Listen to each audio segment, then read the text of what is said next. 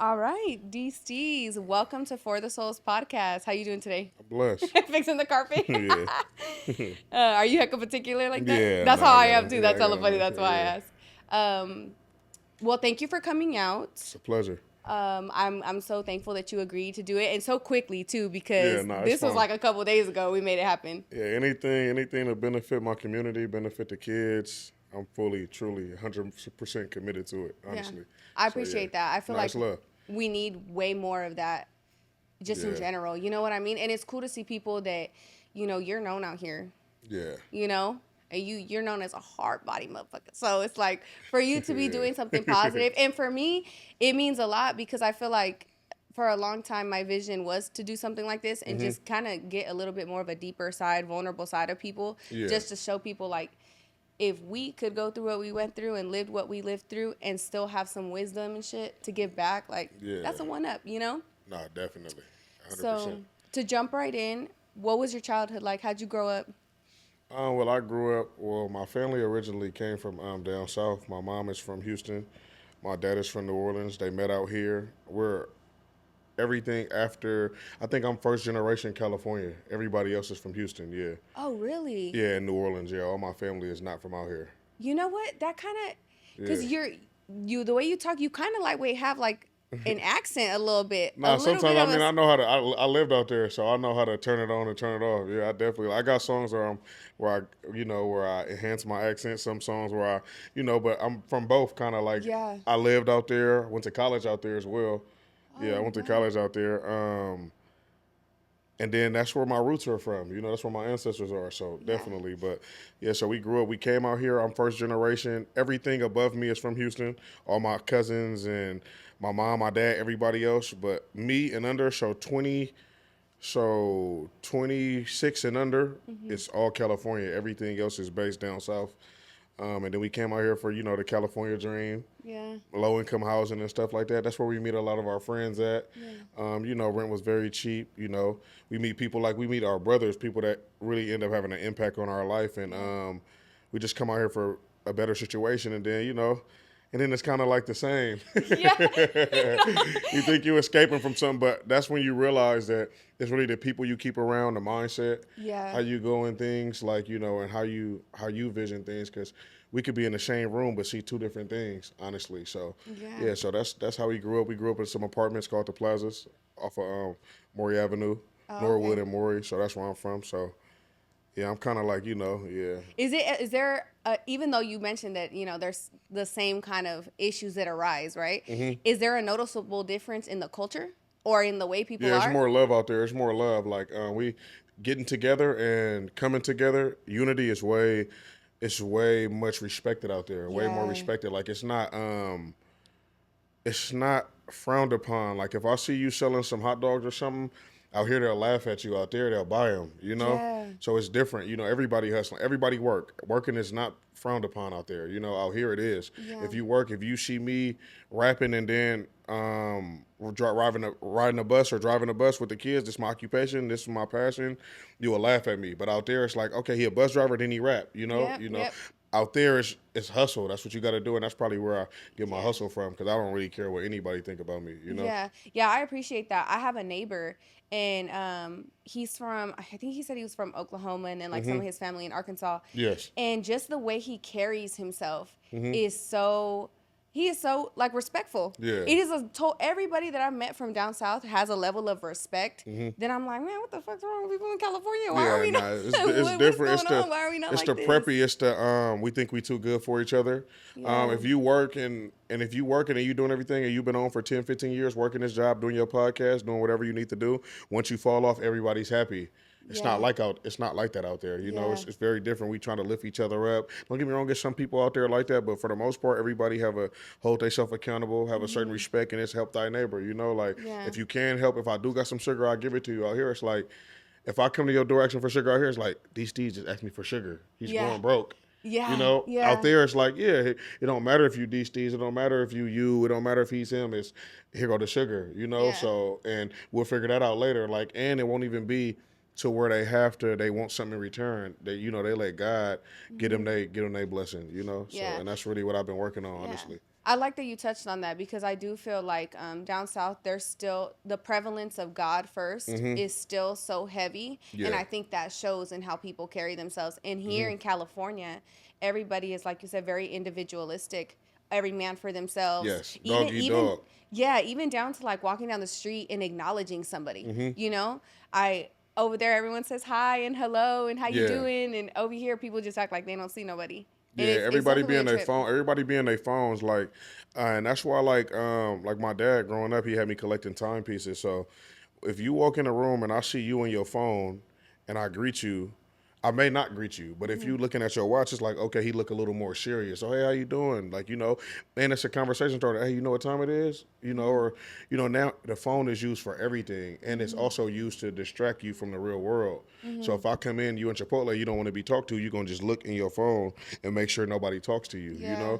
And sometimes that's good. It's understand. It's a lot of weirdos out here, so I understand. Yeah. But then you'll lose connections like that as well. Yeah. Always being just so in the phone, and that's really we don't really meet people anymore. Like when it come to dating or people finding love is straight internet. And then when you get with people, they be weirdos. Yeah. Like a lot of people just be very, very on the surface. Like Yeah. nobody is very in depth, know they self and know what they want and know what they want out of life. So that's really what's going on nowadays. That's very true. And I think a lot of it's too like a group mentality, group think, Yeah. follow the crowd type of people. It's very rare that you come across people that are leaders in terms Yeah. of their leadership and their guidance and their wisdom and giving back and things of that nature, their influence.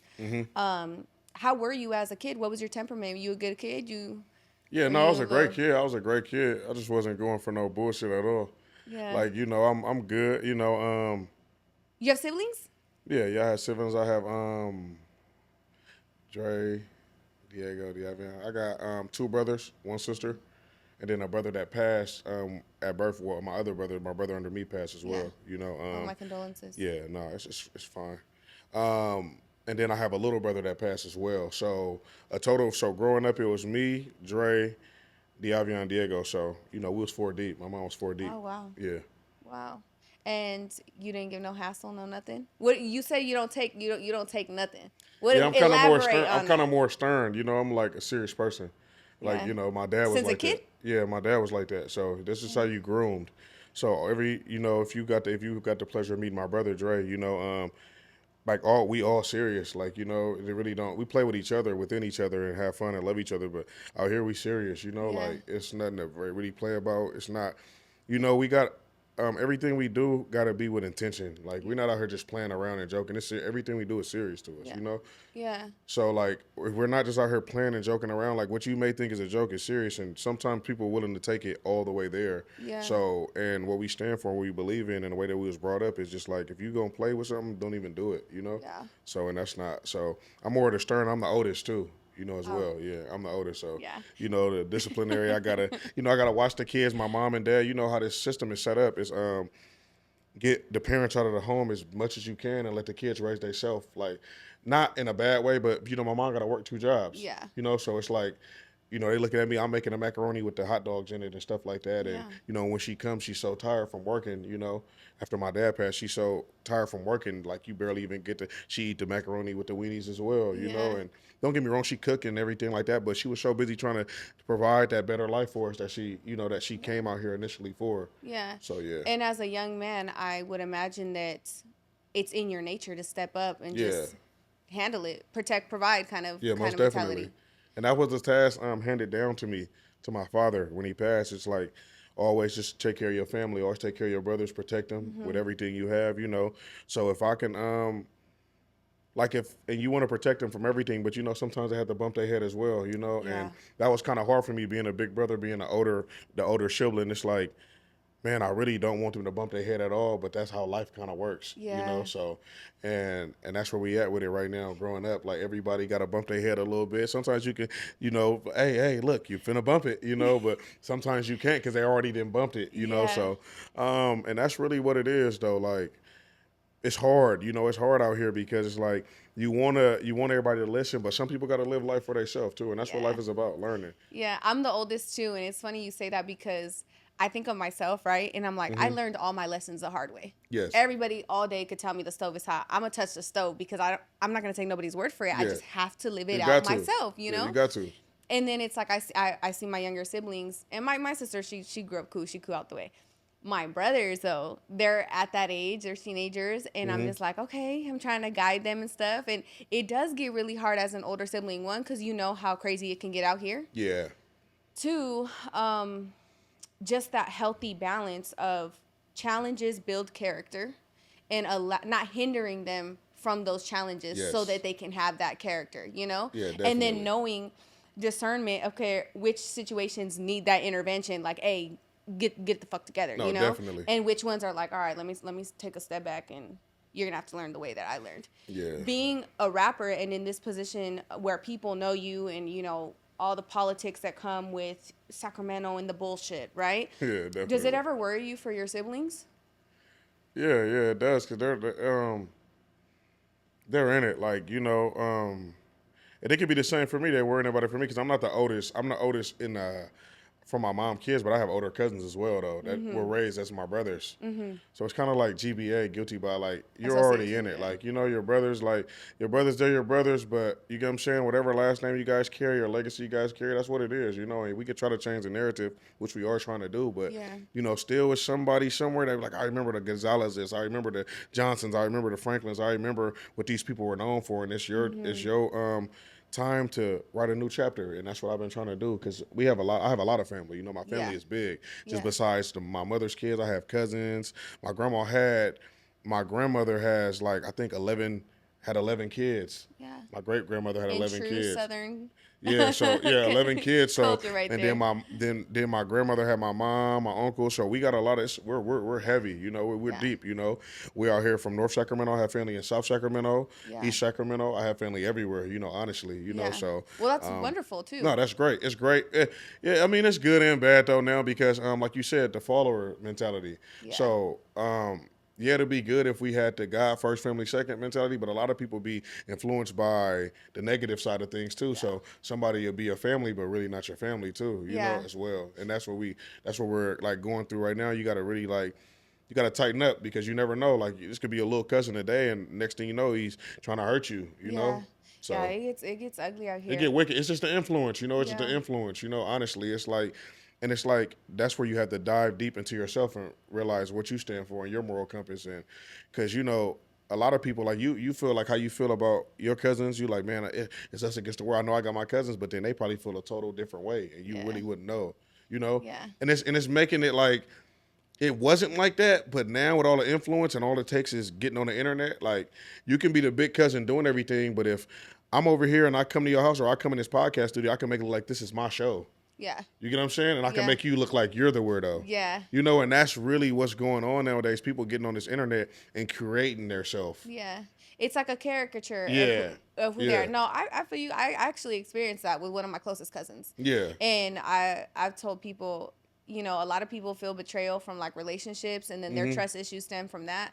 Mine stem from seeing one of the closest people to me turn her back on me in every aspect, and then flip it to everybody, like and then I was, the audacity of the level that it got taken to, I was astounded. I was like, whoa, I didn't even know this type of weird shit existed, like, and then coming from someone I would have took a bullet for like, that just, it was next level. But I think that it comes also with the territory, and I think you have such a strong personality, and I would say I also have a strong personality, and I think something about being that kind of light, you know, and carrying that kind of wisdom and that mental fortitude, I think some people see it and respect it, family included, and some people see it and something in them hates on it.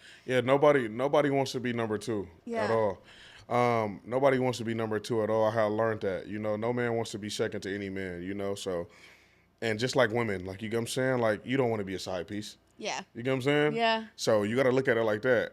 You know, you having this podcast, I may want a podcast, and my cousin doing it, and she come from the same household, and we used to see she sleep on that bed, and I used to sleep right here. Ain't no way she could do it, and I can't. It motivates, and sometimes it makes people strike a nerve that you never knew they had in them, you know? Yeah. And you're like, dang, I didn't know you was a hater. Like, you know, that doesn't look good on you. Yeah. But that's what you are, you know, and they have to accept that, you know, and it has nothing, and we got to learn that it has nothing to do with what we did. Yeah. Because I do the best for people and love them and do whatever I can for them, and it's still not enough, you know, and if they want you to work, do your podcast, work your job, do everything, get your whatever you make. Let's say you make $5K, they want your whole 5,000, and you to take home nothing to your kids, and they're fine with that. Yeah. As long as you got zero, it comes to just selling stuff. Like let's say, for example, I sell you the sweater. You'll be like, oh, that's not your last one. Just hit me on the restock. Most people would be like, in the hood, the mentality is, get it. We don't want them to have anything with everything. And that's a good thing and a bad thing because sometimes you could play and make it seem like this is your last sweater when you got 10 more. Yeah. So you got to know, you got to have like, I call it alligator skin. You got to be tough out here because if you come with your heart involved and be like, yeah, this is my last sweater, bro. Like, yeah, we want it just because you have it. Some people even offer me more when I have the last or something. Yeah. So I won't have any more left of it. And they know sometimes the shirts or the clothes or the merch take a week, 2 weeks. So they're like, yeah, he's not going to have nothing for 2 weeks. He's going to go broke, you know? Yeah. And that's really what it is. And and you got to pay attention to these jokes, these compliments, and the faces, the body language to people, because somebody can make it seem like they're your biggest supporter but really be your biggest hater and can't wait to like snatch something from, or let's, for example, you put the studio in somebody's name. They're like, yeah, girl, I got you. Yeah, you gonna pay your 500, and then just, this is my studio, then you have everything moved around in here. No creative control, nothing like that. For real, and that's really how it be nowadays. So you definitely gotta have that alligator skin to be. Did you learn tough. this from being in the music industry, or is this something that just survival you learned through life? Yeah, I learned this in life. I learned it like it. I took on every situation. Like I love everybody. I respect everybody, and whatever I can do for you, I'll do. But you got to be mindful of all these favors that you're giving out, man. Sometimes you really don't have it. Yeah. You know, you really don't, and you'll be bending over backwards and putting your family in a vulnerable position to help somebody, and they wouldn't do that at all. And they don't plan on it, and they don't want to, and they know you're doing it, and they like, I want you in this bad position. That's why I'm asking, because I know you'll do it, and you can't say no. And sometimes you genuinely have to say no. Yeah, and that's what I learned. Yeah, honestly. Yeah, and you can't feel bad about saying no either. No, not you know, at all. and I think when you're someone that has a big heart, I know for me that's been hella hard because I'll get the shirt off my back, but then I had to reach that point. I can't pour from an empty cup. No, not at all. You know, and I got to make sure we're straight first before I can even give onto others, you know? Yeah. And that's just the reality of it. That's true. Because then we're both going to be sinking. You know? And if I'm giving my all to you, then we're both going to be sinking. I want to take it back. I know you mentioned your father passed away. Yeah. At what age? 7. 7. Yeah. Did that have a profound impact on you? Yeah, that's the way I am now. That's the reason I am how I am now, 100%. When you go through trauma, it changes you sometimes for the better. In this case, right now I'm speaking to you from a good space. I'm comfortable. I love myself. I know who I am. Yeah. But the guy that you heard about, that's probably the trials and tribulations I had to go to in order to get here, you know, so. What do you mean the guy that I heard about? Like, so you saying a hard body guy, you know, I'm just a good guy, you know, I just love everybody, respect everything around me. As long as you don't hurt me, I'm not going to hurt you, you know, but I wasn't always like that. Yeah, well, you know? In the music, your whole, it's your demeanor, it's your deep voice, it's all that. Like, I'm like, man, I watch his music videos, I'm like, man, he look like he could pack anybody out. Yeah. Oh, I swear, dude. Yeah, but it's like, and that's crazy because I feel like that, and people say you shouldn't feel like that. But you shouldn't give me a reason, or we shouldn't even have a reason to pack each other out, you know? Yeah. Honestly, because then if it gets there, then that's when you see that side. But lately, we've been trying to put that up and just keep God first, you know, honestly, and we're not trying to hurt nobody. Good. You know? Yeah. You can't just be hurting people at 240 pounds and, you know, doing stuff. The last person, you know, I got into conflict with, he probably eating applesauce somewhere. So we don't want everybody eating applesauce. Yeah. No, you know? I hear you with that. Yeah, I don't want to eat no applesauce. For real. No. Yeah. So you mentioned that going through that trauma was, you know, probably cultivated this idea that people have of who you are. Yeah. Right?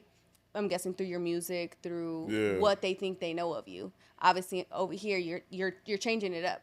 Mm-hmm. You've got to this good space, right? Yeah. What did it take for you to get to this good space? What had to happen in your life that transformation happened? Yeah, honestly, well, it first started when I went to prison. Mm-hmm. I went to prison. I did 2 years. I took 4 years, but I ended up doing 2 of that. Then after that, losing my brother, I lost my brother up under me, you know. Having kids, having my kids while in the midst of trying to heal myself from a heartbreak from losing my brother. You know, like having the best thing that ever happened to me in my life, but I'm thinking it's the worst thing. My brother passes, then my daughter is like on the way. You know. Yeah. And then so. Yeah, just going through everything that I went through, you had to. You was gonna fall on the wayside or you was gonna stand up, and I chose to stand up, and I chose to, I chose to make some positive out the negative, honestly, and that's what I chose to do, and that's what it took. Yeah, and that's a true testament of growth. Nah, definitely, it's hard. It's hard though. I'm not gonna lie. I have a mental tug of war all the time, and be going back and forth for myself, in the past regurgitates itself. Like you just continue to like back in the day, was somebody hard just like me too. I heard stories about people that was actually like harder than me, from the heights or certain older homies that tell me certain stories and be like, man, it was this dude that looked just like you, built just like you, man, he used to, so it just regurgitates itself. So we're trying to make it to where we put some positive out and we change a couple things, We know if we keep doing the same thing over and over again, we're going to get the same results. And if we're expecting different results, that's insanity. Yeah. So that's where we're on right now, honestly. Yeah. So. No, that's really good. I know having kids really puts things into perspective. I know when me and my husband had our kids and my husband was still engaged in like the whole hood culture, lifestyle, I remember we reached a point, because I was involved in that stupid stuff too for a way long time. Yeah. And I reached a point where I was like, man, how much of the decisions that I'm making now and the beef that I'm having and the dumb shit that I'm doing, how much of that karma is going to come back and fall on my kids?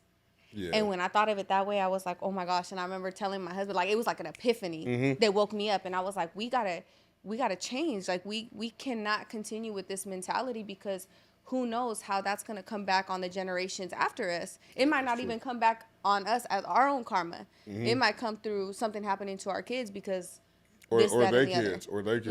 Yeah, sometimes it don't come as fast as you want it too, because you're like, well, I know I changed, but I'll take the karma. The kids get nothing and my grandkids get nothing. But sometimes it'll affect the grandkids, and how you treat them. And because the reason we are the way we are, because we went through all the hardships. So if we take them from all the hardships, they'll be kind of soft. Yeah. And the world is kind of soft right now. It is. They need the hardships, but we need to make sure that they select the right ones. Yeah. That we select the right ones. Yeah, there's a saying, hard times make strong men make easy times, and easy times make weak men. Yeah. And, it's cool. I could edit it out. You're fine. You're all right, brother. I'll let you, champ. Yeah, it was nice meeting you. Have a good one. All right, brother. And I always try to remember that. We spoke about it earlier, not hindering our siblings from challenges, but also not hindering our kids, you know? And I just had a conversation with my dad, and I told him, Dad, as much as you want to shelter my brothers from this, that, and the other, you can't protect them from their testimony. Yeah. At the end of the day, we could guide them and we could give them wisdom and we can make this transformation and give those gems back, right? But it's up to that person if they're going to soak it in and apply it, you know? That's true. Or if they're just like us, knuckleheads that had to learn the hard way. Either way, that's not on us. And everybody not going to change when you want. Just because you and your husband woke up on that Saturday, Sunday, Monday, Tuesday, whenever, just because you guys woke up that day, the people that you guys hurt can't just give it up like that. Yeah. When you're on the losing end of something, it doesn't feel good to just wake up and be like, you know what, I'm going to leave that guy alone. Yeah. Especially if they lost.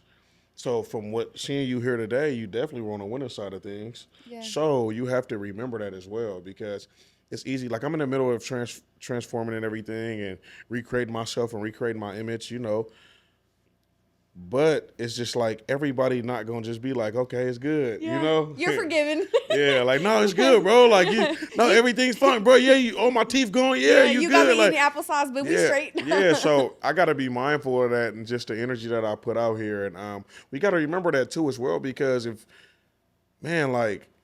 crazy. Like, some people feel like they're made to just be haters, like, all the blogs now, if you do something, let's say your podcast doing good, right when it crashed, they're going to all post it. No blogs are going to post us right now, Yeah. Until we do something either hella controversial or we go the route to where you post and be like, man, I need a cash app, man, to keep the studio running. Now they're going to talk about you. Yeah. And that's messed up. It's negativity, you know? It's negativity. And one thing that I realize is it's really hard for people to reach that point in their lives where they're like, I got to change. And then analyzing that change within themselves, because a lot of it's ego. I know you mentioned you be going back and forth in your mind. Yeah. Is it your ego?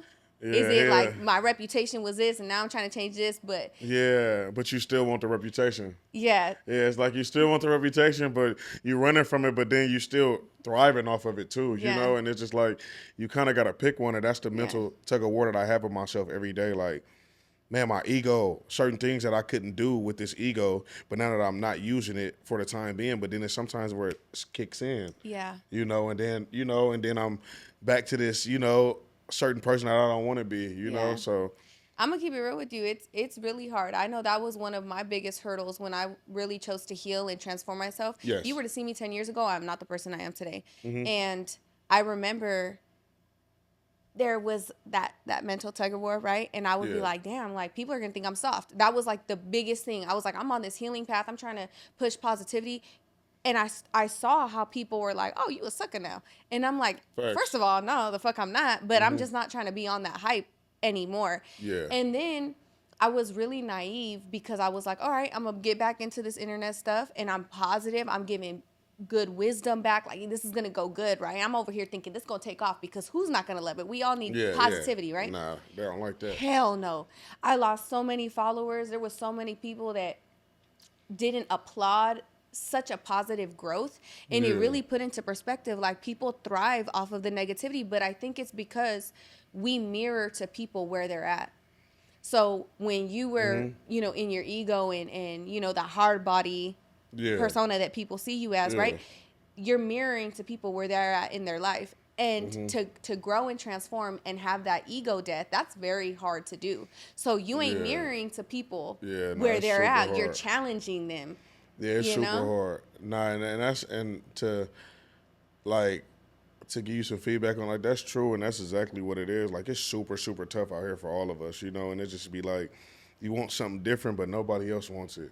You know, it's like I'm growing, but nobody else is. Nobody. Like, you know, genuinely, like, it be people out here that's doing the exact same thing, like, when we were 14 years old, and 15 years old and 12 years old, you're like, man, you at the exact same store doing the exact same thing with the exact same money in your pocket. It's just sad, bro. And it's like nobody really understands until it's time to grow. And then you get them growing pains like, man, this really is hard. Because right now it's easy to be, if you woke up every day and ate eggs at 8 o'clock, your body gets used to it. It'll teach you how to move a spatula. You could do it sleep, you know? But now when you got to make eggs and grits, now you're like, oh, now you rattled. So people love what they're doing because they're content. But once you want more, you got to do more, you know, honestly. And that's where I'm at right now. I'm trying to. What have you been learning about yourself in this transformation period? I'm learning that a lot of people think I'm stronger than I actually am, you know? What do you mean by that? Like, I'm strong, but I still have mental battles. I still have certain times where I'm down as well, you know? But I guess the narrative that I put out is that Steve's always good, you know? And that's what they think. And that's good because that's what, and because I could be saving somebody's day with that or their life, you know, you never know. But sometimes I'll be having tough days as well. And everybody be like so hard on me. And not more than I'm harder on myself, but it'd be like everybody just so like, oh, he good. He'll be all right. You know, oh, it's okay, you know. But I be having stuff I be going through as well, real life stuff as well, you know. And sometimes I'll be weak at certain moments in my life. But, you know, I guess since my relationship with God got stronger, and, you know, I've been, since I've been home, I've been studying Islam. I've been studying all the religions and picking up certain things that I like. You know, my mother was a Christian, so I got closer with God. So that's probably why, because all the conversations that we have that make us look vulnerable, I have them with God. So they probably don't see him, you know, and that's what I'm thinking. And it's just always like, oh, he'll be all right. Like, when your son scratches his knee, oh, he going to be okay. That's how everybody does me, you know? And it's a good thing because it's like, but when you don't have that relationship with God, it's a bad thing because you're like, hey, I want to talk to you. You know, so. And I think that comes with being the oldest too, you know? Definitely. Because I think what I'm gathering is you probably went through all of your struggles to the chin by yourself. You handled it. You figured it out, which is why you have such a strong mental fortitude. And you're right, when we're lost and we don't have that faith, it shows in different things like aggression or them nights when it's just us and our thoughts and we realize like, dang, we really ain't got nobody to lean on. Like I wish I had someone like me in my life and I don't. But then you give it to God and you realize you're all I need. Definitely. You know, it gives you the revelations, the strength, the courage. And those are talks that you have. And then also like another thing I learned about myself is that like I was aggressive because I probably was scared, you know? Like I just didn't want to be looked at as soft. You know, I didn't want to be the one in the family that was like, oh, my cousin's hard, you get what I'm saying? Because we grew up around this. Like, we were taught to jail, we eating spreads, you know? Like, and it's fun. Like, hey, can you make that again? So you're conditioning these kids from your, not my mom never been in jail or anything, you know, it's what she has now. You know, this system is just crazy. But when I was a kid, my mom was squeaky clean, a model citizen. Yeah.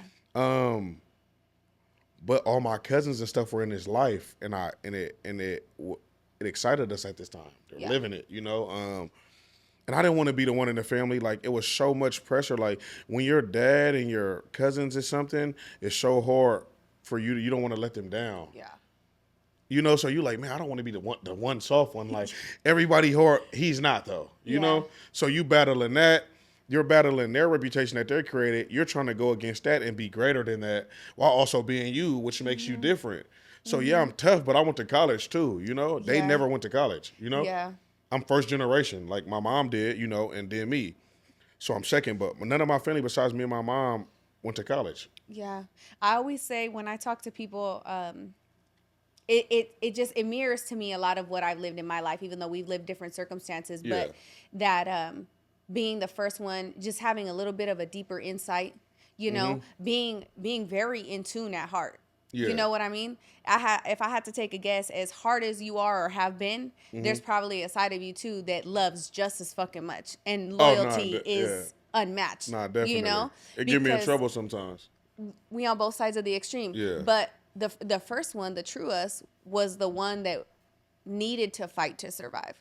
You know, and now we're here fighting to survive, and it's funny because that the healing that you're doing, and I'm not sure if you've gotten there yet, but you probably will. A lot of it is just kind of returning back to who you were before the world hurt you, before you had to prove who you were, before you had to survive. Yeah, you're turning it back into that little kid. And you're just refining it. Yeah, that 6-year-old, that 7-year-old, that, you know, because you got to think, like, you're able to talk to your dad and stuff, and it's a blessing. And after this, if you could just send him a text and let him know you love him, a lot of that stuff would have affected you so much differently. Like, you know, and that be the thing. And some people use it to be jealous at people for having dads, you know? Like, and having a dad in some aspects just give you one up on certain things. Sports, it does. Yeah. If your dad is there as your volleyball thing, it seems as though you take it volleyball a little bit more serious. Yeah. If nobody comes to your games, your mom, your dad, it's like, oh, she's probably weak in that sport. Yeah. Or if you are good, then you get to wonder, do they think I'm good? Yeah. You know? So, and that's really what it is. Like, man, like it is. The loyalty gets me in trouble all the time, being loyal to people, you know, loving them, and then just realizing they're not, you know, if you're not around somebody for a year, they said that they're a whole different person. Yeah. And that's true. And I left for 2 years and was in and out of jail for going back and forth, you know, for a while. So had this stint in my life where I was just in and out, you know, I wasn't even myself. So a lot of people that I think are the same, when I come home, they're totally different, you know, and I have to accept that. And has it been a hard adjustment?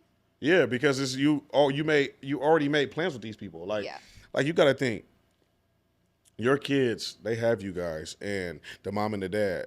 So you and your husband are making certain promises. Yeah, we're going to get the truck in 2020, 2025. We're going to get our truck. Yeah. Now imagine all those promises that you made with your partner.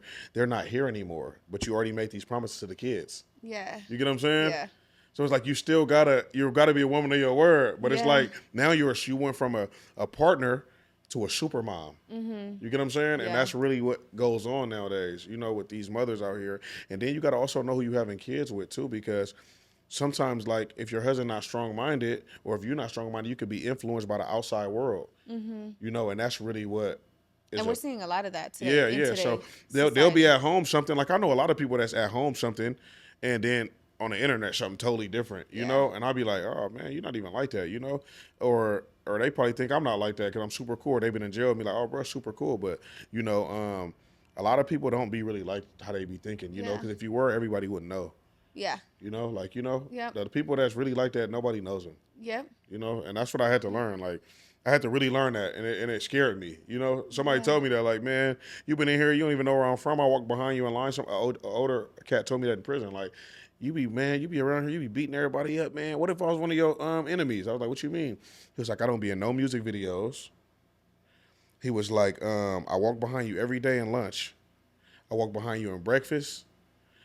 You don't even know where I'm from. Mm-hmm. You feel me? I'm like, damn, where are you from? Yeah. And he was from somewhere I didn't like. Yeah. And that's crazy, you know? And it was just like, you got to fear the things that you don't see. Yep. Because these things people put on camera, they be touching kids. It be pedophiles. It be a lot of people that we look up to that push this certain narrative, you know, on the internet and then be something totally different. Like, you know, our kids, our babies, like back in the day, you can go ride our bike for 18 hours. Yeah. And be outside and your mom and dad come in time to eat. It's not like that no more. Yeah. I'm not sending my kids outside to ride no bikes unless I'm out there. Yeah, yep. Yeah, discernment has to be at an all-time high. Yeah. Because you just don't know. And I think that's why I keep my circle so small. Mm-hmm. And I've found that even just, I mean, you feel it with the music and podcasting, the networking aspect of it, and getting to know people and this, that, and the other. I've said it on multiple podcasts now. There's such a grit and slime behind closed doors that people don't see. And sometimes I'm like, it is hard to be a person with integrity who's not going to fold or conform to what everyone else is doing or what everyone else is on, or who's not going to, you know, get on their knees for a put on. Yeah. It's challenging to see the level in which people will do things for the outcomes that they want. Yeah. And always having to watch your shoulder because you don't know what nobody's intentions are. You know? And then me having a circle so small, and I'm like, there's only a few people that know where I live, you know? A few people I allow in my house. So trying to grow this and then... Just even like the podcast, like it's so much going on. There's so much going on right now that when I seen a message, you get what I'm saying? I'm like, you get what I'm saying? It's a lot. I felt you serious. It's a lot going on. So I'm just like... But then, like, I read a lot, and it's just like, man, you got to trust somebody until they give you a reason not to trust them. You know, you never did nothing to me, you know. Yeah.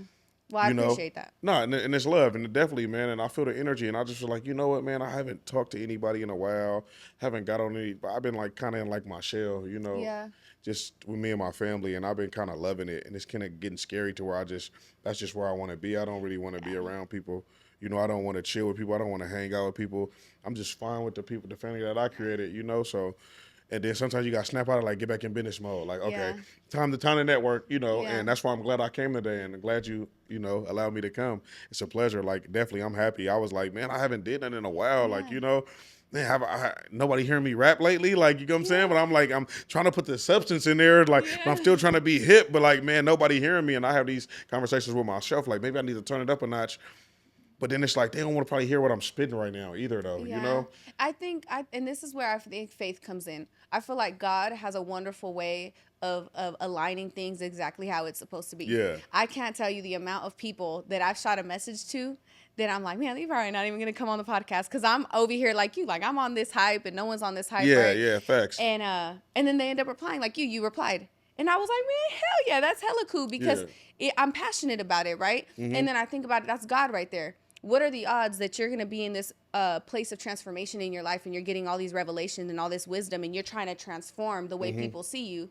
Yeah. And then I happen to have a podcast where I'm all about that, right? Yeah, and then we made it happen. Yeah, and that was crazy. People are going to hear this and it's impactful, you know, because as much as there is negativity and as much as there is a groupthink, one of the biggest things that I've observed, I'm a big observer, people crave authenticity.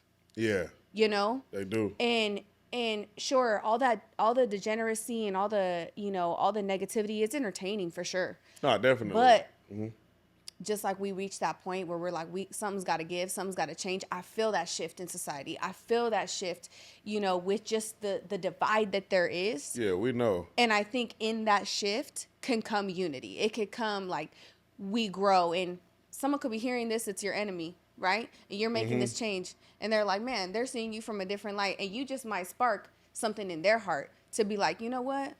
I'm going to challenge myself to forgive this man. Yeah, no, you know? Yeah, I hope so. You know, Allah is the best of planners. God is the best of planners, the Most High. So I definitely give it up to God, you know, and I definitely respect everybody. And, like, you know, like, if anybody is watching this and I did something to hurt you, you know, I hope that you can find it in your heart to forgive me because, you know, we all been going through some things, you know, and at that time in my life, I really wasn't focused. I really was trying to find out who I was, but now I know. I fully know who I am. So that definitely probably wasn't even me, really, honestly. You know, and you really learn, like, who you are, going through these trials and tribulations, going to be away from your family for all this long time, like you think it helped, but it also hurts people as well too. Like, you know, I was hurt being away from society for 24, 22 months, and then out on bail for a year, don't knowing what they're gonna do before they took me in for the 22 months. I'm on bail for 8 months, trying to figure out if they're gonna take me every court date, nervous and stomach feeling a certain type of way, you know. So definitely, but I definitely hope that they can. I think it will, man. It took me a lot to forgive a lot of people as well too, like, you know, and I'm still forgiving.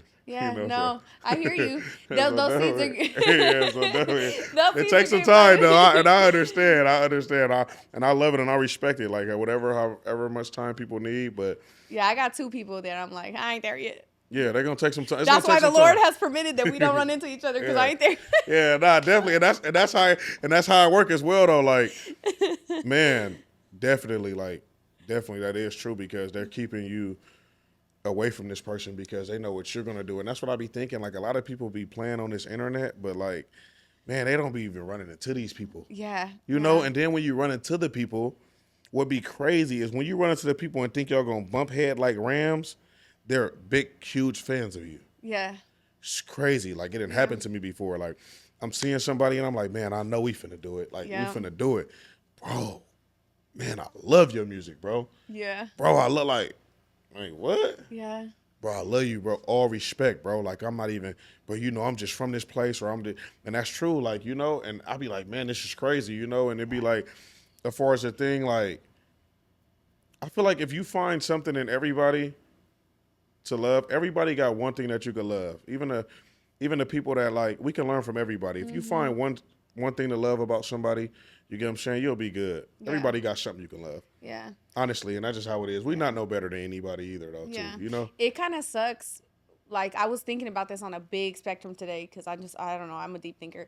It sucks, those barriers that get put up, like what you just said. Oh, I'm from a different hood, but I like your music. Like, and giving you that respect. But because of that wall that's there, and the mental enslavement that we have, like, I find myself way too much thinking, like, bro, if we all just cut the bullshit and came together, like, they gave guns to the hood, drugs to the hood. Facts. And we started offing ourselves. They don't even got to do it. We will do it to ourselves. And then it's a matter of, not to cut off your wisdom, but it's a matter of, do you really want to come together with everybody? Because it's easy to say it. Like, it's a lot of these people we really don't want to come together with. And we just have to be, and that's what I'm saying. So when you say everybody comes together, it's even the weirdos. And with exceptions. No, see, we can't make the exceptions, because it's true. It is true. It is true. What you're saying is true. I mean, come together in terms of a higher knowledge that some things are just not worth giving our life to. The weirdos want to be with us. You know? We're not allowing it. You know what I'm saying? See, I don't know. I feel like if enough people woke up and had these transformation and epiphanies in their life that made them change, sure, we can never, ever impact a weirdo, right? A weirdo's going to be a weirdo forever. Yeah. But I feel like there's more lions than there are sheep. It's just we haven't mastered. You think so? I think so. I really think there is. Because check this out. What people you know? Because I know a lot of sheep. I don't know a lot of... No, I know a lot of sheep too. I definitely do. Man, there's a lot of sheep out here, honestly. There is.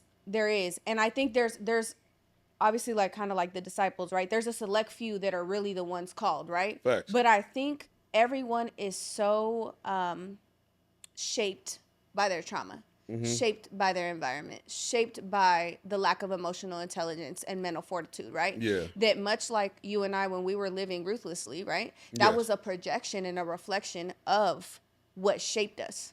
And if these conversations plant those seeds in people to look further into that, right? And people reach a higher level of consciousness within themselves and then realize the person, the ego, the caricature that I was taking to survive was what I had to develop, but it really isn't me. And if we could reach that level of understanding, it raises the respect level, right?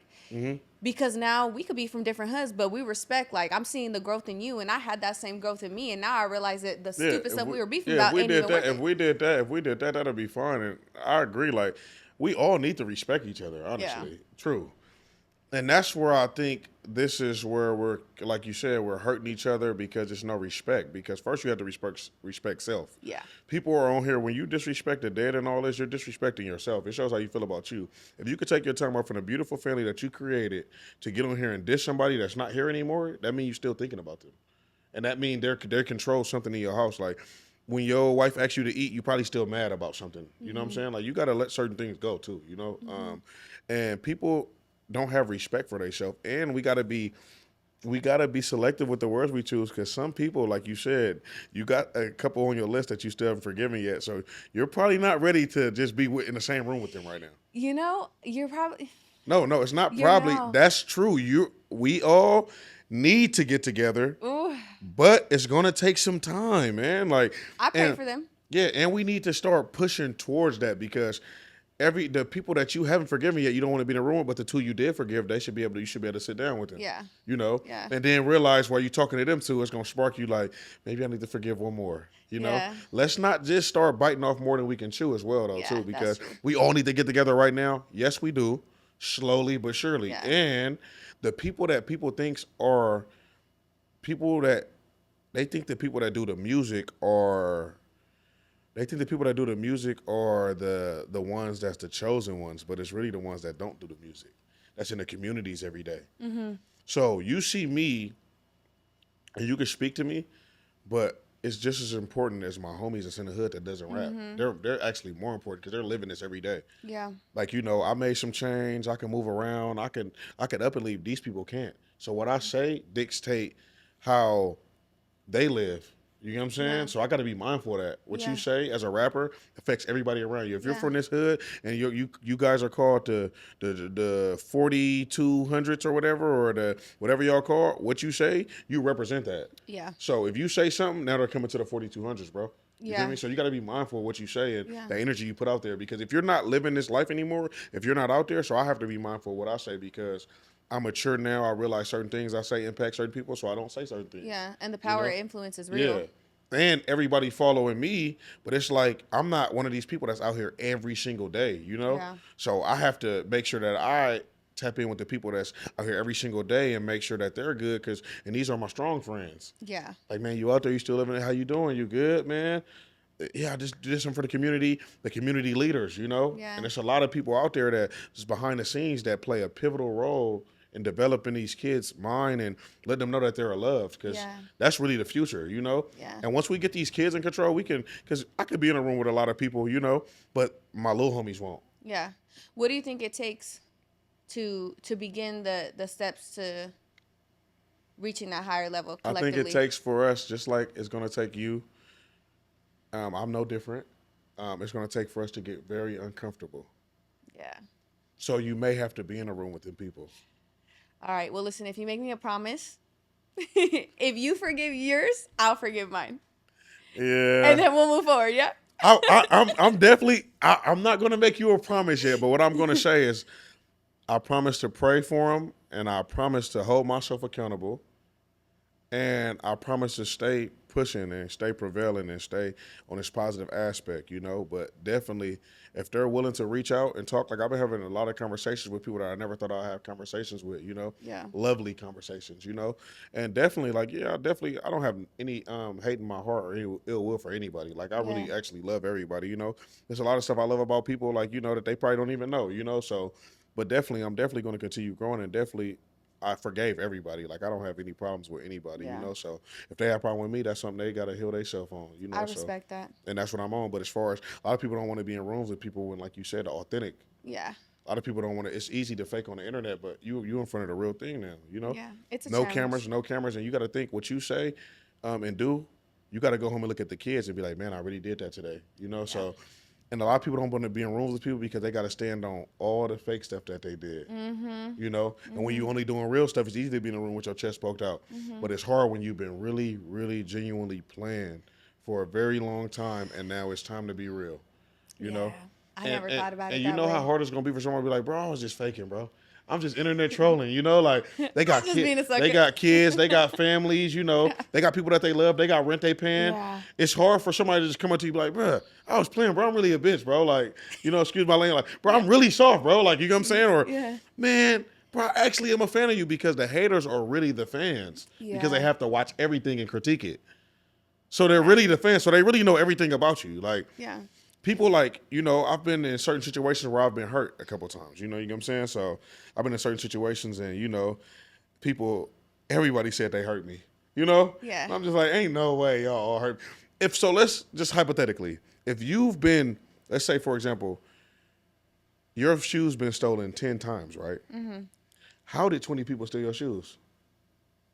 It doesn't make sense. Yeah, no. So you mean to tell me, for example, let's say I've been shot 7 times. I've been shot 7 times. Yeah. How did 30 people shoot me? That's 30 bullet holes. It doesn't make sense. Yeah. So you got to be real in all this plan and doing all this. And if you did shoot me, just keep yourself free. You know, don't tell nobody you shot me. Like, you gonna live, bro. Like, it's good. Like, you know. Yeah. But don't do that and then be playing. And then when something happens to you, or, you know, God gets you, whatever happens, then you mad. Like, you playing though. Like, everybody not playing. Like, you know, there's certain things you can't come back from, and certain things you do to people.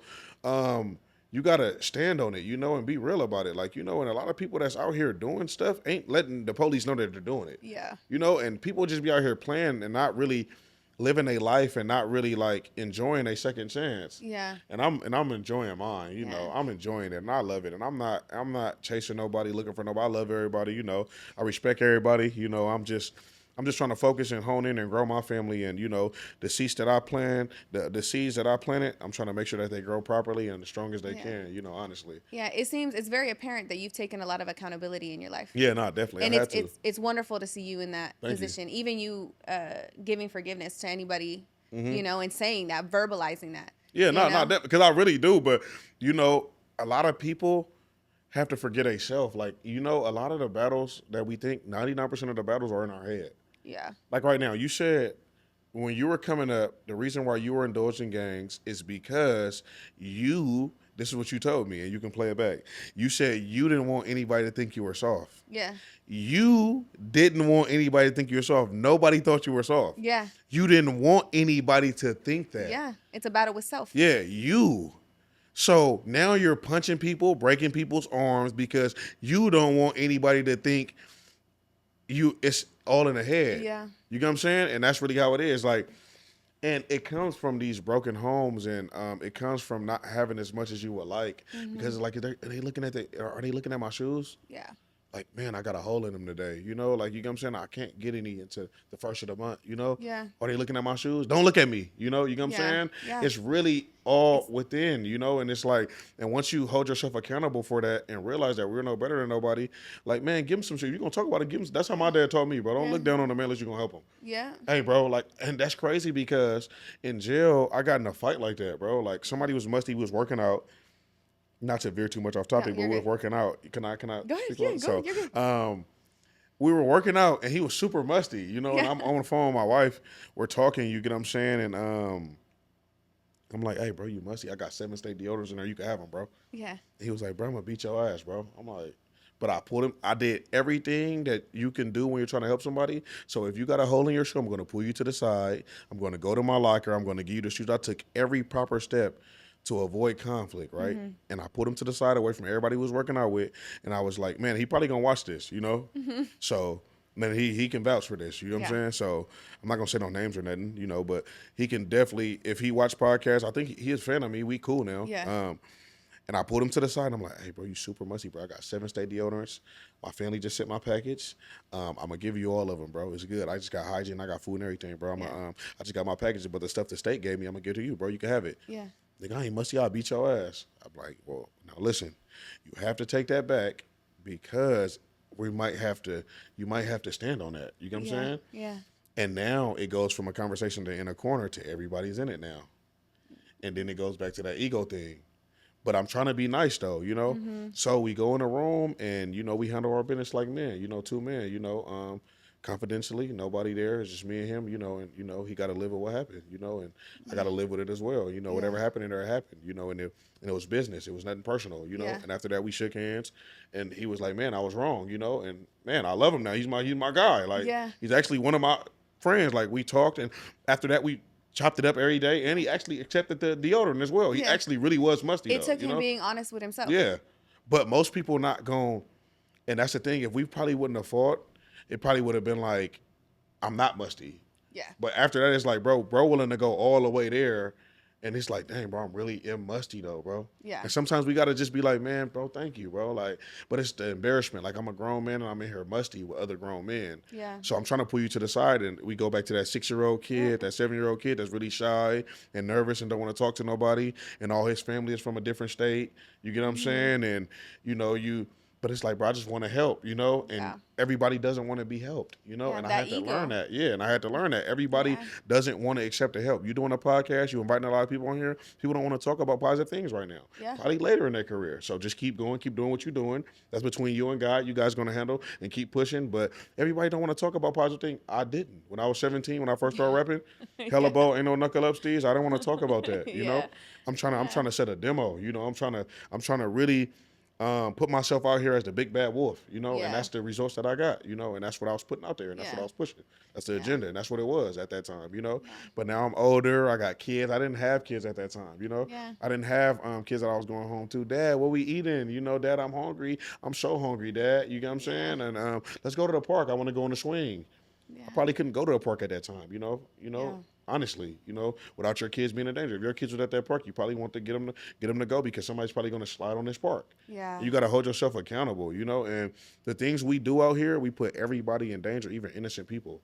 So you got to be mindful of that, and at that time, if you would have reached out with the kind message that you did from God, I wouldn't have accepted it. Yeah. Honestly, like heart to heart, genuinely telling you, from with all due respect, I wouldn't have accepted it. I wasn't on that, But now I am though, Yeah, So. And I appreciate, and it worked out perfectly. Yeah, and that's honesty though. And I think it shows both sides of the growth. Mm-hmm. Yeah, definitely. Being able to say that, I wasn't on that during that time. No. And I've had a few people that I've reached out to that have been very real with me and said like, hey, I ain't on nothing like that right now. And I'm like, all right, cool, I respect it. No, I'm on bullshit, and it's fun. And it's wonderful to see that. It makes me even think, like you just saying that makes me even think back in the day when I wanted to start this, it probably wasn't the time because we weren't on that. That time that it took me to cultivate this probably needed to happen. And you would have been biased. Only certain people you'd have been able to tell what side you on. Mm-hmm. Yeah. Yeah, you'd have been able to tell. Yeah. And that's exactly what would have happened, and that's exactly the people that would have been on here, all your homies. Yeah. You get what I'm saying? And that's it. And that's exactly, and you would have been able to tell what's going on. So all the other people that's not your homies that have a voice never get to get that side because it's like, I'm definitely not going to reach out to you. Yeah. And that's what I'm telling you about. But when you say what you say out your mouth, your actions have to utter. So if you say you want us all to get together, well, let's do it. Yeah. Let's not, even the people that you didn't forgive yet, Well, you know what? I take that as a challenge. So now, because I've been praying for homegirl, Yeah, you definitely got to. You definitely got to think about it. And then you got to think people grow up in rough environments just like you too. Yeah. And they have parents and stuff too that they can't let down, don't want to let down. Before they had it, so before you had this relationship with God as a kid in the household, it's like your parents don't want to let them down. Yeah. So you got uncles, you got cousins, she probably don't have nobody she don't want to let down either though. Yeah. And it's just fighting. Y'all both fighting. I don't want to let my people down. I can't let my kids down. She can't let her kids down. Yeah. So you gotta really, and you gotta really think about that too though. Before when we out here, the best conflicts is the people that have just as much to lose as you. Yeah. Because when it's people don't have nothing to lose, it's like they're bottom feeders. It's like it's an uneven playing field. Yeah, it's like you're hating. It's like, you hating on her because she got the podcast. But now it's like she has a podcast too. Yeah. She has kids too. She has a husband too. She fears God too. Yeah, I think that will work for towards an advantage though. You know, when you're matched up with someone that got something to lose too, I think both of you are more likely. And it pushes you more. It pushes you more too. It challenges you for sure. Yeah, definitely. Yeah, you posted something on Instagram today that I really respect, and I'm glad that you posted it. You gave kudos to the men that were able to come out the streets with no mud on their name and be family men. Yeah, that's hard. Man, it took for me. Okay, when you're in the hood and you see the Jehovah's Witnesses and they be knocking on your door, you be thinking they hella corny, but they're hella tight to me. Yeah. Now, why? I'm gonna tell you. So the Jehovah's Witnesses, when they're knocking on your door and all that, they're literally waking up, coming to the most dangerous places, because you know what? We should be getting on the Jehovah's Witnesses. Think about it like this, okay? They're the only people that go to everybody's hood And they be in all our hoods. So we be thinking about talking about ops sliding and all this. Yeah. When these Jehovah Witnesses be in here with these suits on, and I seen them at my auntie house, and I'm seeing them out here. Yeah. So if you sliding on people that's going through your hood or feel like they going through everybody's hood, we're very selective with what we want to do to people, you know? Yeah. You get what I'm saying? Yeah. And so, and what I meant by that is I'm saying like the people that get up every day and all this dangerous stuff and be in the most dangerous parts of the world, Sacramento, and choosing peace. Man, that's so hard. It's so dangerous out here. So for somebody to put on a suit, go to Oak Park, go to the South, go to the North, and be in all these same places and one day pushing the same exact message, you have to tilt your hat to them. Yeah. Because it's easy to side. It's easy to be biased. Yeah. It's easy to say the Mango Man is in the Heights today, so now you're from the Heights. Yeah. You get what I'm saying? And then you may not want to go to Oak Park or the South this day or the East this day or Rancho this day. You get what I'm saying? Because the Mango Man is out here. But it's like, no, I have this message that I'm pushing, this narrative that I'm pushing. And at first, or the reason I posted that, because I was like, man, I thought they were so corny, but they the most gangster. They get to stay with their families. Yeah. And they put their white button up on and they tie every day, and they get to still come home to their family. And if you're a Jehovah Witness wife or the man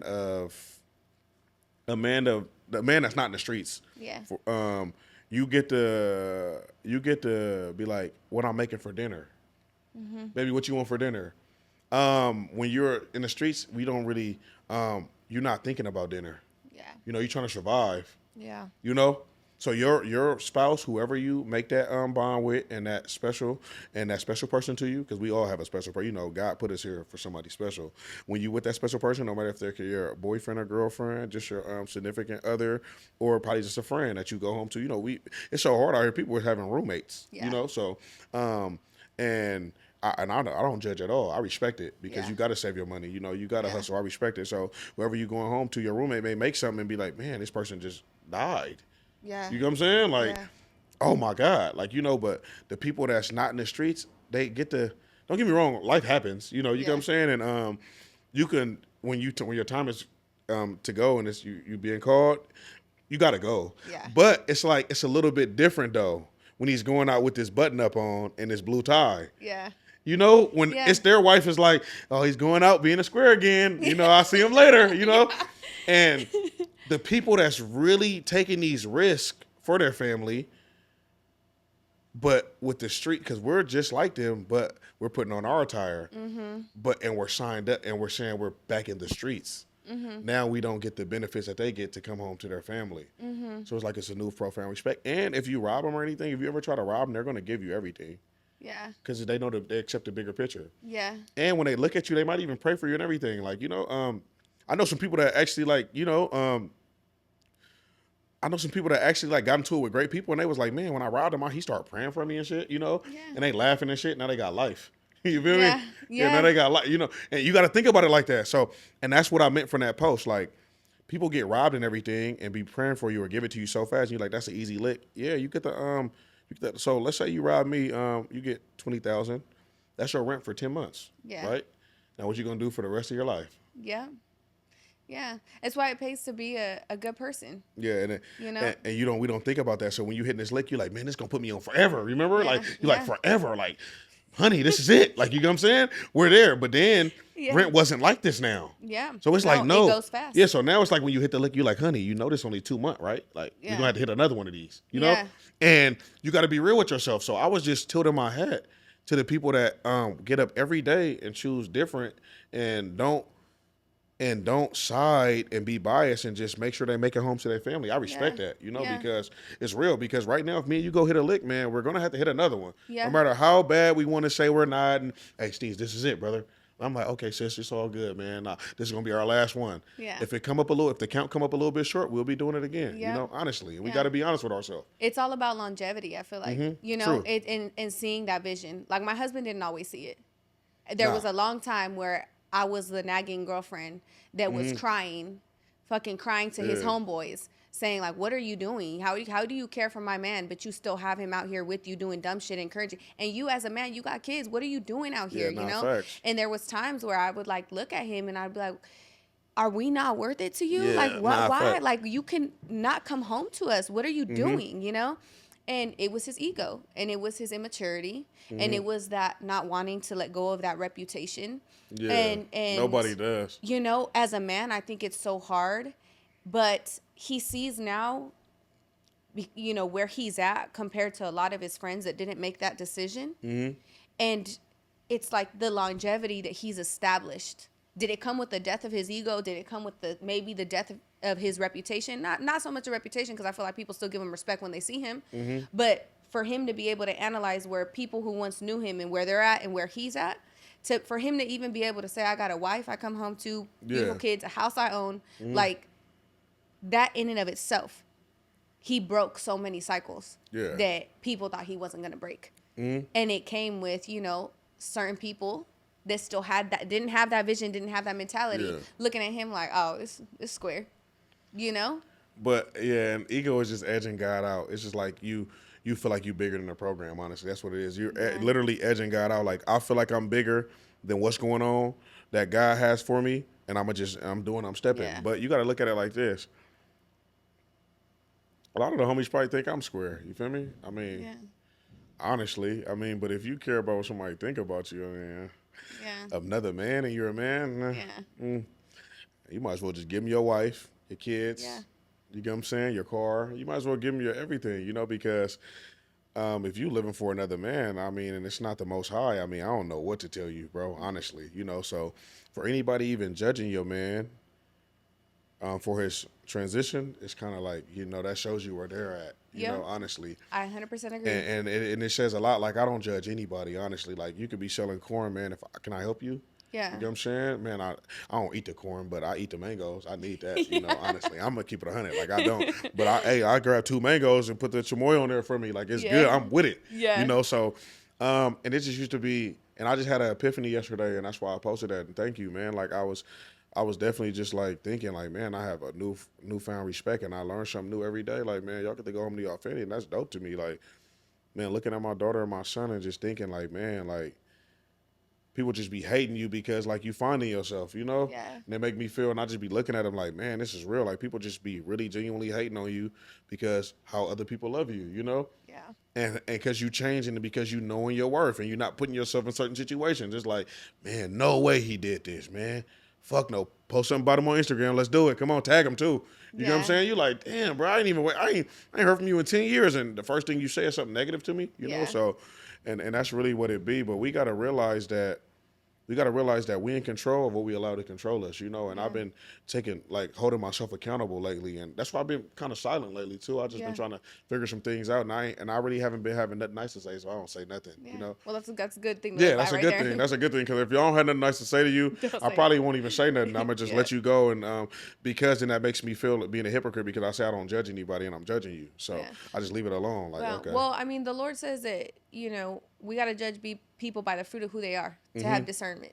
You know, and that we got to be weary of the righteous. I'm going to misquote it, but it's pretty much saying the righteous need to be weary of who they keep around, because bad morals corrupts good character, or something like that. So, I mean, a level of discernment, a level of judging is necessary. Yeah. You know what I mean? But I can keep it to myself as well, too. Like, I don't have to let them know. Like, if like somebody just came out the bathroom and you know they use it, you don't have to say, did you use the bathroom? You smell it, you know what it is. Like, if it looked like a duck, it's a duck, you know? Yeah. So, and that's more so what I'm learning. Like, save your words, you know, for things that matter. Like, you know, like some arguments you don't need to be in. And from afar, if a genius and somebody that's ignorant is arguing from afar, you can't tell who's a genius. Yep. I had to learn that. I be stooping down sometimes when I shouldn't, you know? And the people that got me, y'all got me. And y'all can take it. Y'all bring y'all little views up, whatever. But I'm learning, man. And you got that, you know? You definitely got that. But I'm learning, though. You know, from afar, you can't tell who is who, you know? It's like Steve just being back on this bully. Here he go.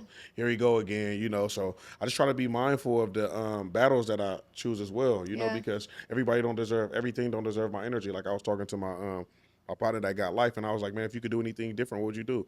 I would protect my energy more. I protect my peace. Everybody don't deserve my energy. Certain homies, and everybody don't deserve my loyalty. Everybody doesn't deserve your loyalty, you know? Yeah. And we got to realize that, and it's okay. Like, even if it's a person you thought deserved it, and if they don't, it's okay. You don't have to say, you don't deserve my loyalty, F you. Just be like, don't give them the loyalty. Yeah. And we always announce something before we do it. Just do it. Yep. I don't like that. Like, if you finna work out, don't get on Instagram and say, I mean, you can. That's your business. That's what you do. But, I love all this correction that you're doing. Yeah, I mean, you can do that, but I just feel like this. I feel like if we're finna work out, right, we're finna go on a 90-day run, let's do it and then show them after the 90 days. Yeah. That's just me. Yeah. Or let's not show them and just do 160 days. Let's do the whole 365. Instead of posting, about to do a run for the next 90 days. Yeah, about to do a run for when you see me, you're going to be crazy. Just pop out. Okay, start March 1st. Start March 1st. When it come to the 90-day period, do your thing. Show them. Because people like to see the results, but everybody don't want to hear about it. Everybody doesn't love it. I'm just learning right now to love the process, you know? Yeah. And the process is better than the destination. It is. Like having a studio in my house and being able to record when I want to at my leisure is way better than just being a super big star, you know? Yeah. I got to go through the notions. I got to go through everything. I got to go through the hills. I got to go through certain things. My laptop may go out. I may have to go hurry up and get it fixed for this feature. Yeah. I'm with that, and I love it. So, man, I'm just learning to love and embrace the process, you know, and where I'm headed. And once I get there, it's going to be beautiful because I love the process. I'm gonna respect it that much more, you know. Yeah, I'm excited to see how much more you grow. No, thank you. Like seriously, it genuinely excites me because it's like you learn so much about yourself. You learn so much about life. You learn so much about people, and it's this veil that you once saw life with. It gets lifted. You know, and then all the epiphanies and revelations come together, and then you just get this this courage, you know, this gas to keep going. It's like you keep getting hungry for how much more you can go, how much wiser you can be. And that's why I be dressing different. Like I be even dressing different now. Like, and a couple of the homies was like, man, that's Boosie. Like, it's good. Like, I respect it. I ain't mad. That's how you feel, you know? Yeah. And then they wife's like, man, get them Dsteez hat on. And then they text me like, hey, I don't like them boots, but what they call? And I just send them the link. I'll send them the link. Like, I won't say nothing or nothing. I'll just be like, this is what they call, brother, and this they're only 190, they're 200, whatever they are. I'll be like, brother, they got all colors. I'm not gonna say what you just said because you know you said it, so I'm gonna save my words. But what I'm gonna do, I'm gonna send you the link, brother. They got all colors. Yeah, there you go. And I'm gonna let them do their thing. So, and that's really what I'm working on because it's just like, man, you got to be you, and I'm different, you know, and I got to embrace it. You know, once I start embracing it, I start getting different results. Yeah. Honestly, like I probably wouldn't have been on this podcast if I was dressing with the, you know what I'm saying, with the hammer hanging out the pocket. You'd have probably been like, yeah. Man, I know Steve's a good person, great rapper, but probably not right now, you know. And it's okay, and I respect that. But seeing all the growth, you know, you probably like, man, I think this would be a great person to get, and I commend you and tip my hat because I really am a great person. I feel, you know, like I feel like I'm a great person. I feel like people can learn from me if they allow themselves to just be like, man, he from Sacramento, he probably from a different hood, same hood, but I can learn from this brother. He's lasting, you know, and I'm trying to put people in better predicaments and better situations to where they don't even have to show that side of them, you know? You don't even have to be there. Yeah. If you know the homies is going somewhere with bad intentions, you don't even have to go. You know what I'm saying? But people be making these promises to people and not themselves. You got to be true to you, bro. If this you, be you, bro. Yeah. Like when I was growing up, this what we were on. Like, you know, a lot of my friends are fighting murder or got convicted for murder or attempted murder. This is what we were on. Like, you get what I'm saying? And we were okay with the results, you know? So if you're going to do something, be okay. Like, you ever heard the saying, don't do a crime, like do crimes within the time you can accept. Yeah. You get what I'm saying? Like, if you shoot, be ready to do the 10 to the 13. If you kill, be ready to do, if you do white collar crimes, the theft, be ready for your 1 to your 60 days or reach your ankle monitor. Yeah. Like, and people not accepting that because they want to be seen in this light in another man's eyes. No, brother, I do the, I do credit card swiping. I'm ready for my ankle monitor time. I'm not going to do 13 years. People got to accept that, and it's okay. Like, I respect, like, if somebody tell me that, like, nah, bro, I do credit card. Oh, all right, bro. If it's good, like, that's, I got you. Like, you know, at that time, I'd have been like, man, I probably would have, you know, I don't know. I was on a different side of time. I probably would have, I just, it was making me cringe thinking about it. Like, I was so immature, you know. And, man, I just be like, I'd be so happy now because, like, man, if I meet them people again, I hope they, like, give me another chance. You know, it's his first impression, but it's like, bro, that wasn't even me, though, you know? Yeah, I'm like, sure. Bro, like, this is me, you know? I'm sure. There's been so many people that have reached out to me that have either taken accountability just from seeing my growth that I'm just, like, shocked. And I'm like, wow, that's so crazy. Just in them, me being vulnerable has inspired something in them for them to come and take accountability and say sorry or to, you know, get hats off to me or whatever, like kudos. True. And it's cool. So I'm sure you're going to get those experiences. Yeah, I hope so. I hope so because, like, a lot of people I met at the time I was supposed to meet them but I had a whole different perspective about life. Yeah. I didn't respect everything. I respect everything around me now. Like, excuse me, thank you. You get what I'm saying? Like, I always was a well-mannered kid, but now respect is something different. Like, I'm not better than anybody, It's just I make different choices. Yeah. It's just a matter, we're all our choices, which are habits. Yeah. We all are our habits, Yeah. So if you wake up and do push-ups, you can tell you do push-ups, If you wake up and drink coffee, you can see the coffee stained on your teeth, Yeah. If you wake up, smoke cigarettes, I see the cigarettes on you, Yeah. You smell as though you smoke cigarettes, and you can't be mad because you're making these choices and then somebody holds you accountable for them.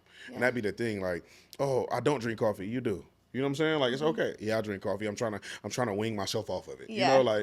And it's okay. And a lot of us don't want to take accountability, but a lot of us do as well, though. And I respect the people that's actually taking accountability, working out more, praying more, loving people more. You get what I'm saying? Because chasing this dollar, man, I have you chasing everything, doing things you never thought you would do, So now I'm just being true to myself. And, like at first, like when I first came up in the rap game, money, man. We got to get the money, man. Do whatever, whoever. Like, now it's like, nah, these words got power. Yeah. You can put yourself in certain situations that you don't want to be in from what you say. Yeah. So you got to be mindful of that. And I'm mindful of that. And I totally understand and I hold myself and I stand on everything that I said, and I honestly do. And my homies will tell you he's standing on it. Like, and I respect it. And I'm thinking about it, Before I do it, before I drop anything, I think about it, know. And should I drop this right now? I shouldn't. I'm not acting off emotions, Yeah. Okay, let me think about it. Well, that's very powerful. It take a lot, though. And a lot of us are raised by women, too, Yeah. So, you guys do that. Y'all think with emotion. We do. He can't just leave right now. Like, he can't, with us, it's logic. Logic, yep. So, but if your son is just raised by you, emotion. Yeah. And me, I was raised by my mom. So a lot of stuff, I can't not like her husband because that's her husband. Like, you get what I'm saying? Yeah. Or because I can't not like him because that's his brother. I got to hold him accountable for judge each man by his actions. Yeah. And we do that. You be like, I don't like Jessica because she hang out with Samantha. Yeah. You can't do, y'all different. Yeah, we are. Y'all different. You be like, I ain't going over there. Yeah. She can do the best hair in the world.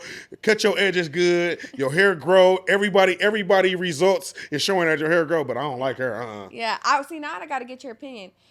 So a lot of men that are in hood culture, in the streets, gangs, whatever, a lot of them are raised by women. True. Do you think that they're everyone is projecting anger and violence and whatever, right? A lot of that's from lack of emotional regulation. Mm-hmm. Do you think that's a result? That's true. Of being raised by women? emotional. Gangsters are the most emotional people. That's why we in all the situations that we in. Yeah. We just think because our moms. Yeah. All the kids that you meet, if you put a kid in a room, I read something on this. If you put a kid in a room that has his dad and a kid that didn't grow up without a father, the kid with the dad is way cooler. Yeah. He knows how to carry himself. It doesn't bother him. So like right now, so two kids in a room. I'm the gangster kid, right? Yeah. And he's the kid with his dad that grew up with his dad his whole life. I had my dad, so I'm kind of fortunate. I had him for 7 years. That's a lot. Yeah. That's a lot.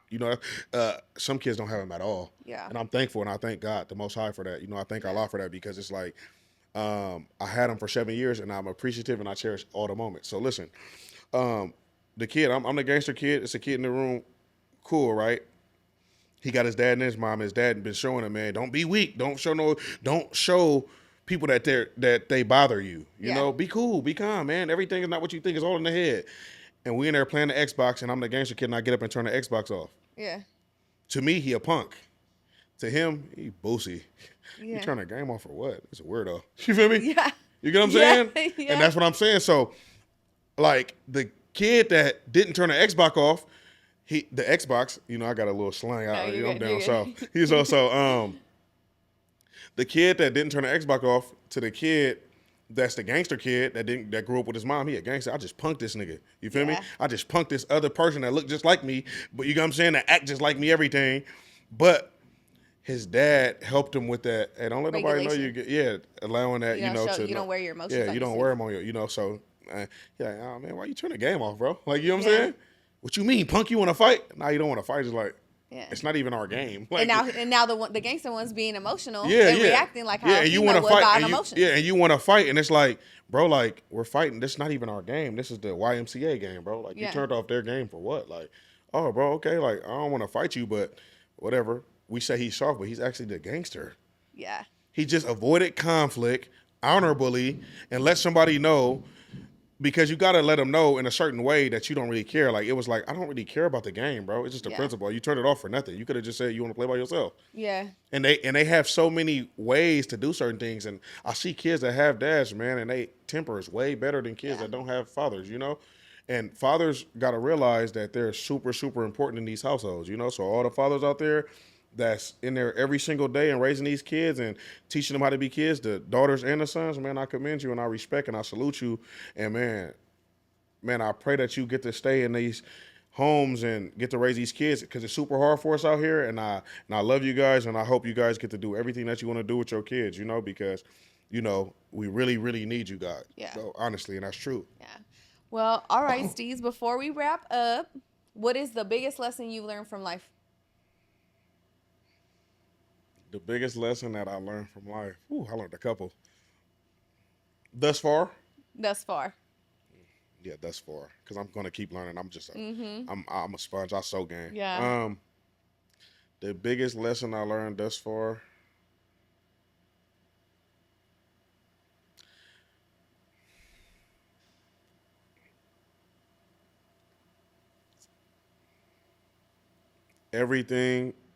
The biggest lesson I learned thus far in life is everything is mental.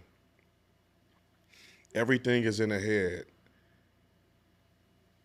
And be mindful of the thoughts, you know, that you think, and that the thoughts that you sometimes sitting in your thoughts too much, being a deep thinker in certain situations won't help you, you know. Sometimes you got to act, and it's just okay, you know.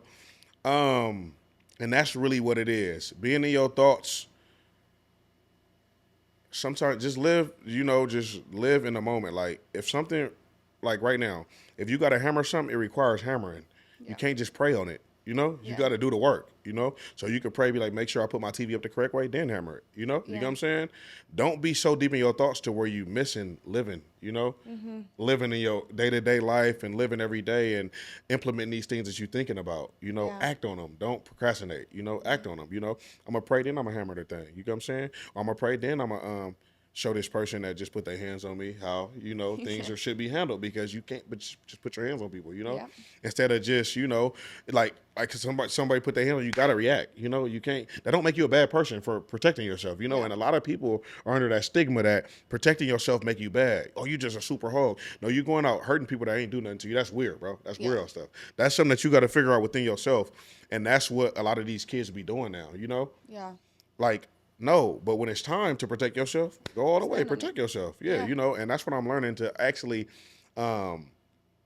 everything is mental, and some things you have to react to. You know, you can't just think about loving your kids, love them, you know? You can't just think about going on a podcast, go on it, you know? See what you do. If you make some mistakes, like I probably made a couple errors today, certain filler words, you know, probably, we don't know yet until we go back. It seems like we didn't, but we probably did. You probably I said 20 times today, you know? I go back and actually watch that, you know? So... Well, I keep it very organic, so you go hear all your if you did. Yeah, no, it's fine, it's fine. So with that being said, everything is in the head, and live your life, you know, and live your life for you. Yeah. That's probably be my biggest thing that I learned thus far about life, like going through all the trial and tribulation. Live your life for you. At least you can say when it's all said and done, I did it for me, you know, and not nobody else. And that's, thank you. And that's probably the best thing. What about you? Yeah. The biggest lesson I've learned from life, genuinely, is to put God first in everything that you do. No, that's true. That's dang. I'm kind of mad, because that's kind of what I meant to say. That's kind of what I meant to say, but you put me on spot. But no, God first as well. God no, first. Man, that's. I when I put God first with myself, in my marriage, as you know, as a mother, and I seek Him before everything. You know, I'm really big. Even, you know, when I talk to people, the God bless you and things like that. Just putting Him first, and always making sure that all my actions, even my thoughts, even when I fail, is in the best way that I can be a reflection of Him. You know, and making that correction, you know, like me even earlier saying, like, you know, I still got two, you know, I be going back and forth with, like, no, if I were to see her, shake her hand. It's done. On my end, it's done, right? But then it's that back and forth. Yeah. But I know that it's like, okay, that's me battling my flesh. And I know that so long as I continue to put God first, he will put those revelations in me, and he will put the courage in my heart to do what I got to do when I got to do it. And I'm really big on standing in convictions. Mm-hmm. If the Lord tells me to do something, do it. That night that I messaged you, you popped up, and I was like, man, I don't know why I didn't think about messaging him. Mm-hmm. And then I was like, I'm not going to do it. He's probably not. And then the Lord was convicting me. He was like, do it. Message him. And I was like, fuck it, I'm going to message him. And I think it was like later in the day too. No, definitely. You know? So I was like, all right, I'm doing it. So. And that's crazy. And then another thing to camel back off what you said, I say camel, I don't really, I don't mess with no pork. I don't eat pork or anything like that. Yeah. Be kind of, but to camel back off what you saying, she may not want to shake your hand, and it still doesn't, and she's okay for that, Yep.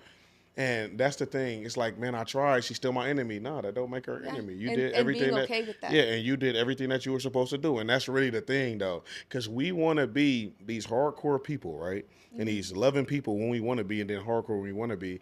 And then when you this loving person, they want the hardcore side of you. Yeah. So when she doesn't shake your hand, or if she do, it's okay. If she does or if she doesn't, it's okay. You still did your part, And that's the thing. She has to shake my hand. Are we still enemies? Nah, we not. Man, I just wanted to let you know I ain't got no problem with you, Man, we come from the same background, but girl, we was giving each other hell, Mm-hmm. I had a couple thoughts about you. You were one of the ones I had a couple thoughts about, and it's okay. And be open to what she says back. Yep. Like, girl, I'm talking about.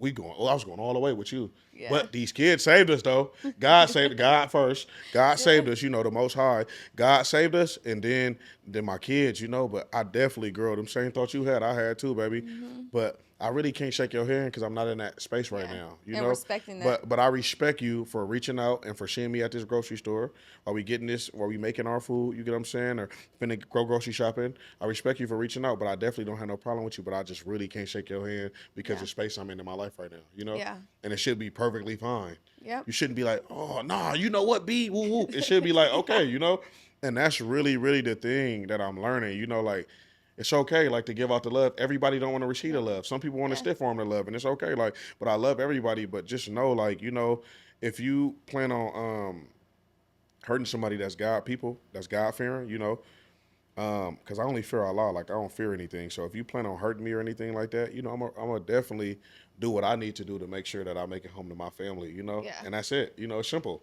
Yeah. It's so if you just make sure your choices and your habits lead you to good outcomes. Yeah. And don't think you could just walk up on people and just play with them, because I don't think that. Yeah. I don't think I can walk up. Nobody. I don't think I can walk up on you and your husband and do anything, no matter what you guys' background. If y'all was just construction workers, I don't feel like that, Yeah. So please just master your emotions and make sure that when you walk up on somebody and plan on doing something to them, you be ready for what they do back and accept it, whatever it is, And that's all. That's all that I ask, that's all I ask before I go. Just please, everybody hold yourself accountable for everything that happens to you, Yep. I co-sign that. Yeah, because that's true. Like, and we be ready to think, when I see her, she's going to, the two that I said, they're going to be ready to accept it. No, they're probably not going to be ready for years. But as long as you do your part, then they're going to be like, girl, I got people that come back like, bro, I was super childish, bro. Like, when I met you, bro, I was on some funny shit, bro. I didn't like you for nothing. Yeah. There's people that don't like me for nothing. I remember people used to want to fight me in high school just because I could fight. Yeah. Everybody say you can fight. I want to fight you, bro. And then lose. Yeah. And then be like, or they'll get closer than they thought they were going to get and be like, man, I want to fight you again. Yeah. Man, I had fights like that, bro. Like, bro, why you want to fight me, bro? I don't know. Like, God. You challenge them. Yeah, that's crazy, Yeah. And that's when you got to get closer and know yourself more, because I could have had a couple more connections, which all the connections I have, I'm supposed to have, because God, the Most High. So, all the connections I have is because I'm supposed to have. But I be thinking like, man, I could have had a couple more, But it's fine. I'm fine with what I have, because everything what I have is not. I show gratitude, but it's like I definitely got to be mindful. And we got to be aware, because a lot of people be going through certain things, and they're going to grow too. And a lot of people probably going to grow, like, and you're going to be surprised, bro. You're going to really love it. Like how you saying I'm growing and I love it. I definitely am. And I know a lot of people that's going to grow as well. And I'm going to be open to their growth. Yeah. I'm not going to shut them away and be like, nah, when I was trying to grow, you told me this, and that. I'm not going to bring it up and be like, bro, you're right. I talk to people that I know really genuinely deep down inside don't like me. Yeah. And I give them all love. Like, yeah, bro, I heard the private conversations they had, and I'd be like, yeah, bro, it's all good. Hey, bro, you make the jackets, bro? Yeah, where can I make them? Okay, bet that's going to cost you a little bit, you know? And it's a testament of your character. Yeah, And your heart and where you're at. Yeah, and that's going to cost you a little bit, bro, but I can get you the jackets. But I know deep down you don't like me. But I don't got to tell you that I don't like you either. You know what I'm saying? But I love you, though, you know? Yeah. And I respect you reaching out because it take a lot because you're a hater. You know what I'm saying? But I'm going to get you that jacket plug. You're going to pay your little fee, and we're going to be good. You know what I'm saying? And that's really what it has to be because we all need each other, and we all come from the same place, you know, and we all come from parallel backgrounds. Like if I can't relate to you in skin tone or anything, I can relate to you from your struggle. I can relate to you from your struggle. I can relate to you from your hustle. Like construction workers are super hard. My dad was a construction worker. Yeah. I'm super biased about I really love that. Like I want to, like if I could work construction, like I really would do it. Like, and I sometimes I be thinking about it, like just putting the music down because I really love it. And that was my superhero was a construction worker. Like, you know, that hard hat, the boots, like that was super tight to me. Like a man's man. Yeah, that was tight to me. Like, you know, like, and seeing my dad come in and man, give my mom money for rent and stuff. And I'm like, man, that's super tight to me. Like he can do that, you know? And it's crazy because that's like really my superhero was a construction worker, you know, and I really be having like battles sometimes like, man, I want to go do it just to say I did it, you know? Just say I did it. Like, I don't know. And I'm thinking about it and I believe that I really can do it. Like, I know I can do it. And that's like the man's man, the ideal man. What, for me, as a construction worker, like, because my dad was that and I really, really empathize with them. Like, man, how y'all do this and go home and lay this pavement and make sure that we able to thrive every day. I respect that. You know, you guys are the superheroes out here, you know, and I respect that, you know, and I'm glad that God allowed them to do that, you know, because it's definitely tough out here, especially with all this instant gratification, you know, so definitely. Yep, I agree. Speaking on the music, you mentioned the music. Is there anything that you want to promote? Any projects you're working on? Yeah, I'm working on a lot of stuff, but right now I've been trying to get my message out there, keep the substance in the music. Yeah. Excuse me. Keep it hip, but also really save the youth, you know? Yeah. Honestly. So I gotta be on the lookout for a lot more music. I got some hip stuff, I got some stuff for the ladies, I got some summer stuff coming. But I'm really just trying to keep the substance in my music. I'm trying to be like more so touch the hearts of people. Yeah. You know? Yeah. Your calling is higher right now. Yeah. Right now, at this moment in time, like on being on this podcast right now with you, like my calling is definitely like I know my goal. I'm focused. Yes. I know what it is. And once I hit there, then we can talk, or you can bring me back on here, you know, God willing, and we can talk about it. And I feel like I hit it. That's what I was trying to. And that's what I was trying to hit. So right now, I'm really focusing on giving the kids as much knowledge as I can and try to get them out this mindset to where I got to prove to him that I'm hard.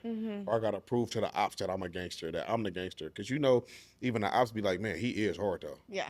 You know, and all these kids want to be that. But it's okay to be the one like, he get money. Yeah. You know, he take care of his family. I ain't gonna lie, bro. You can't just run up on him and do that. You know, everybody can't be the hard one. Yeah. You know, and it's okay to be the one that's stoic. You know, and ain't reactive on emotion. Yeah, and you can be the one that's just like, I ain't gonna lie, bro. I really can't read it, bro. Like, you know, like he kind of different. He don't be on Instagram just venting. Like when Instagram asks what's on your mind, don't tell him what's on your mind. Yeah. You know, like, you know what I'm saying, like.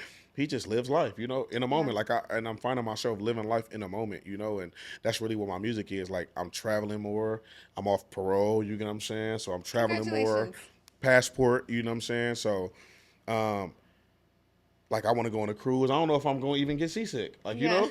So that's really like, I may be able to write something on a boat and while the water going, you know, and I'm writing something that may be wavy, you know what I'm saying? Like it may be up tempo, it may be, my voice may go up and down, you know, I never know. So yeah, I'm just living in my moment and I'm living my life every day and I'm trying to like live in a moment and not like post it for Instagram. Like, look, I'm living. Yeah, you're trying to be present. I'm trying to be present in the moment and live it. And that's what my music been speaking. And that's how I really genuinely feel right now. Like, I really feel like this. Like, genuinely, everything that I'm spitting, I really genuinely feel like that. Even some of the bad songs. Yeah. Like, you know? Yeah. Because I'm still human as well. But I'm not using that as an excuse to be bad either. Yeah, but I think it's wonderful that you're showing you're showing more layers of yourself. I don't want to say all the layers because we have layers that we keep for our family and whatever. Definitely. You know, we're selective. But the other layers that you're showing, I really, my hat's off to you for it. Thank you. You know, it's very honorable. And I really appreciate you coming out and taking the time and just all the words of wisdom that you said and gems. Thank you so much. Yeah, any last words? I love you guys. I respect you guys. More people definitely need to be on this podcast with this beautiful spirit and the energy. I love it. Thank you. Thank you so much. And just make sure you guys hold yourself accountable for everything that you do and stand on everything that you do. And that's about it, man. I'm good. And have integrity. God first, always. Yeah, definitely. All right, you guys. Well, thank you so much for tuning in. Thank you so much for coming. You guys have a wonderful day, afternoon, or evening, whenever you watch this. Bye-bye.